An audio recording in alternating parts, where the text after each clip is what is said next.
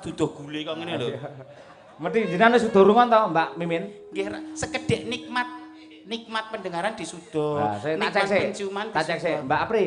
Dalem. Sampe rungokne kuping sing tengen dep rene. Nggih. Sapi. Sapi. Sing kiwa sapi. Sapi. Oh, Mbak Mimin. Ayo. Dedek. Nggih, sing tengen. Ayo. Ayo. Sapi. Sapi. Sing kiwa kebo. Kebo. Lho ora padha, sitoke sapi sitok kebo ora. Oh. Klen. Penyan kalau wae tika menawi sapi ki kan kebo lho Kang Mas. Mbok ora gawe-gawe ke piyai putri lho. Lho tegese ora akur. Mbak Apri mau sapi Piye kabeh toh? to? Sing tengen Sapi. sing kiwa. Sapi. Nah, kae, yo kae. Sing tuwek, ayo. Sing tengen, Sapi. sing kiwa. Sapi. Aku muni apa kebo. Kebo napa sapi to Mas? Yo sak senengku lambe-lambeku dhewe kok. Larang kebo apa larang sapi? Kebo. Ya nek kebo mawon. Oh, ra gathok to siji sapi sitok kebo kemang Iki sapi piye to? kabeh. Piyai kakung ora ngono ki apa tak suwuk lho engko. Kaya ndek pirantine. Padahal kok disuwuk. Aku tukang nyuwuk malah kok suwuk.